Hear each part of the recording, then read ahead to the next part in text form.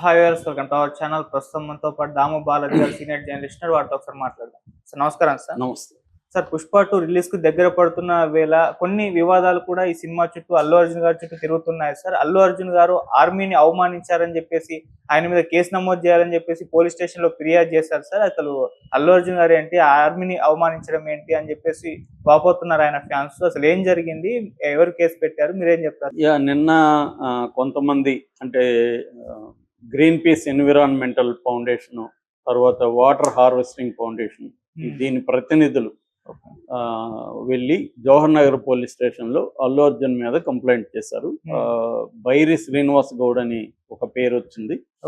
So అతని ఆధ్వర్యంలో కొంతమంది వెళ్ళి కంప్లైంట్ చేశారు. వీళ్ళు కంప్లైంట్ చేసిన కారణం ఏంటంటే, అల్లు అర్జున్ తన అభిమానుల సంఘాలకి అభిమానులని పిలవడం బదులు ఆర్మీ ఉంది, నాకు అభిమానులు కాదు, నాకు ఒక పెద్ద ఆర్మీ ఉంది అని చాలాసార్లు ప్రకటించారు. అల్లు అర్జున్ ఆర్మీ అని వాళ్ళు పోస్టులు అన్ని పెట్టుకుంటున్నారు. ఇది భారతదేశ ఆర్మీని అవమానించడమే. కాబట్టి భారతదేశ ఆర్మీని అల్లు అర్జున్ అవమానించాడు కాబట్టి అల్లు అర్జున్ మీద కేసు పెట్టండి అనేది వాళ్ళు. ఇది మామూలుగా కామెడీగా ఉంది నాకైతే. ఎందుకంటే ఇప్పుడు ఆర్మీ అనేది భారతదేశంలో ఉన్న ఆర్మీని ఎగతాళి ఏముంది ఇక్కడ? అట్లా అనుకుంటే జనసేన అంటే ఏంటి? సేన అంటే ఆర్మీ, పీపుల్స్ ఆర్మీని పెట్టుకోకూడదు కదా. మరి పవన్ కళ్యాణ్ ఆయన మీద కూడా కంప్లైంట్ చేయాలి కదా. శివసేన శివాస్ ఆర్మీ. సేన అంటే ఆర్మీనే కదా తెలుగులో కానీ హిందీలో కానీ. సేన అంటే ఆర్మీనే. మరి శివసేన ఎందుకు పెట్టుకున్నారు, జనసేన ఎందుకు పెట్టుకున్నారు? అలాగే ఇతను కూడా అల్లు అర్జున్ సేన బదులు అల్లు అర్జున్ ఆర్మీ అని పెట్టుకున్నాడు. బోల్డ్ మంది సేనలు పెట్టుకుంటారు. ప్రతి యువసేన, ఆసేన, ప్రజాసేన, రకరకాల సేనలు ఉంటాయి. సేన అంటే ఒక ఆర్గనైజ్డ్ ఫోర్సు అని చెప్పుకోవడానికి ఆర్మీ అనేది వాడుకుంటారు. ఎందుకంటే ఆర్మీ అంటే వెరీ ఆర్గనైజ్డ్గా ఉంటుంది. రెండోది వాళ్ళు ప్రాణాలకు తెగించి పోరాడతారు. ఇటువంటి కొన్ని లక్షణాలు ఆర్మీకి ఉంటాయి కాబట్టి తమకున్న ఆర్గనైజేషన్స్ కూడా అటువంటి పేర్లు పెట్టుకోవడం అనేది ఉంటుంది. జనసేన అంటే పీపుల్స్ ఆర్మీ ఇంగ్లీష్లో, అంతే కదా. సేన అంటే ఆర్మీనే కదా. ఇంకేమన్నా ఇది ఉందా దానికి? కాబట్టి ఏంటంటే వీళ్ళేదో అంటే, ఒకటి ఈ అల్లు అర్జున్ ఏదో ఒక రకం బదనాం చేయాలని ఇంటెన్షన్ అన్నా ఉండాలి. రెండు, వీళ్ళు ఇప్పుడు పుష్ప రిలీజ్ అవుతుంది కదా, మనం ఫోకస్ లేక వస్తాం అనేదన్నా ఉండాలి కారణం. లేకపోతే అసలు ఎన్విరాన్మెంట్కి దీనికి ఏమన్నా ఈ కేసుకి సంబంధం ఉందా? వాళ్ళు చేయాల్సింది green peas environment, water harvesting, ఆ కార్యక్రమాలు చేయాలి. ఆ కార్యక్రమాలకి ఏమన్నా అల్లు అర్జున్ కూడా పిలవచ్చు. అవేమన్నా చేయాలి తప్ప అల్లు అర్జున్ అభిమాన సంఘాన్ని ఆర్మీ అని పిలుస్తున్నాడు కాబట్టి అరెస్ట్ చేయండి అంటే, అది నాకు తెలిసి పోలీసులు కూడా దీని మీద ఏం కేసు నమోదు చేయరు. చేసినట్టు కూడా ఇప్పటివరకు అయితే వార్తలు లేవు. కానీ ఇప్పుడు ఏంటంటే అసలు ఈ వార్త ఎందుకు బయట వచ్చింది? మామూలుగా అయితే దీన్ని బయట కూడా ఎవడు పట్టించుకోడు. కానీ ఇప్పుడు ఏంటంటే పుష్ప 2 రిలీజ్ అవుతుంది డిసెంబర్ 5 కాబట్టి దీని చుట్టూ అనేక కాంట్రవర్సీస్ అనేవి వస్తున్నాయి. ఎందుకంటే మామూలుగానే మనకు తెలుసు చాలాసార్లు ఏమవుతుందంటే, సినిమా వాళ్ళ మీద ఎందుకు వివాదాలు వస్తుంటాయంటే పాపులర్ అవ్వచ్చు అనేది బేసిక్గా. ఇది మిగతా వాటిలో పాపులర్ అవ్వరు. ఇప్పుడు నవళ్ళు రాస్తారు, కథలు రాస్తారు, దాంట్లో కూడా అనేక కాంట్రడిక్టరీ ఎలిమెంట్స్ ఉంటాయి.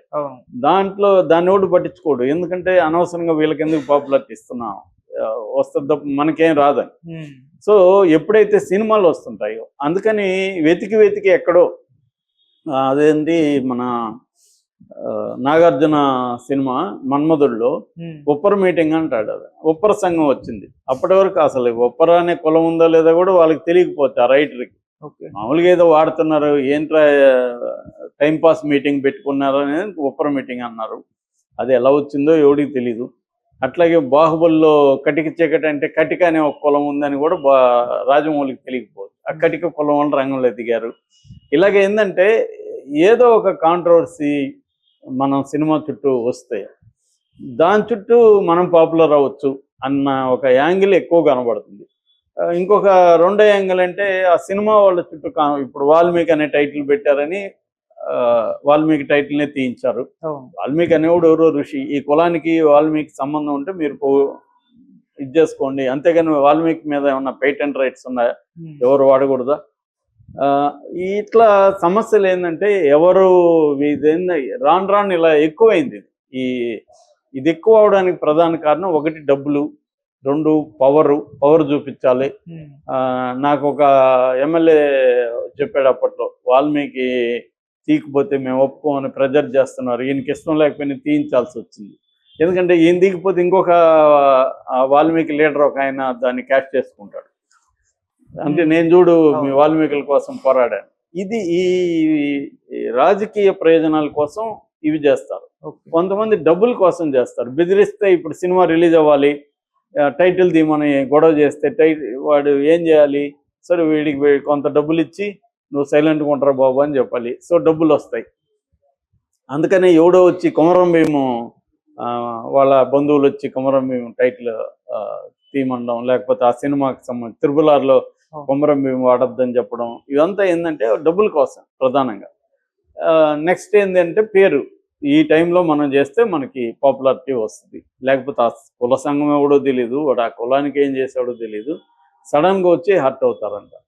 అసలు ఆ కటిక అనే కులం ఉందని ఎవరికి తెలియదు, వాళ్ళు వచ్చి చేయడం. ఇలాగా అట్లాగే చిరంజీవి సైరా తీసినప్పుడు వాళ్ళ బంధువులంతా వచ్చి చేయడం.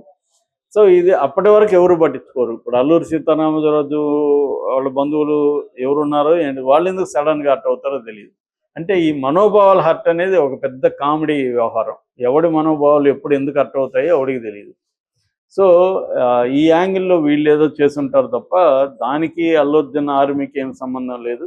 అల్లు అర్జున్ వాళ్ళకు నా అభిమానులే కాదు, ఒక ఆర్మీ లాగానే. ఎందుకు చెప్పుకుంటా అంటే వాళ్ళు వెరీ స్ట్రాంగ్గా ఉంటారు, ఆర్గనైజ్డ్గా ఉంటారు, నా కోసం ప్రాణం ఇస్తారు అన్న అర్థంలో ఆయన చెప్పాడు. రెండోది, ప్రతి హీరో కూడా యూనిక్గా తనకంటూ ఒక డిఫరెంట్ ఇది కోరుకుంటాడు. ఒక డిఫరెంట్ బిరుదు, ఐకాన్ స్టార్ అని ఈయన పెట్టుకున్నాడు. అట్లా ఒక్కొక్క బిరుదు ఒక యునిక్, అది రాగానే అల్లు అర్జున్ గుర్తొచ్చే విధంగా అల్లు ఆర్మీ అనేది కూడా కలిసి వచ్చింది. అట్లా అల్లు అర్జున్ ఆర్మీ త్రిబుల్-ఏ అక్కడ కలిసి వచ్చింది.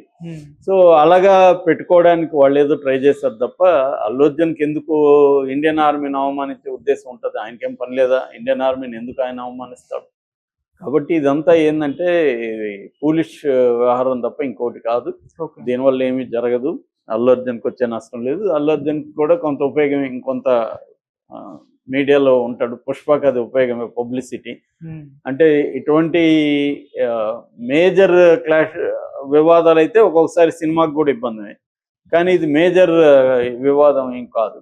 అంటే అల్లు అర్జున్ పుష్ప 2కి అనేక రకాల ఇబ్బందులు పెడుతున్నారు. దాన్ని వాళ్ళు కూడా జాగ్రత్తగా డీల్ చేసుకుంటూ వెళ్తున్నారు.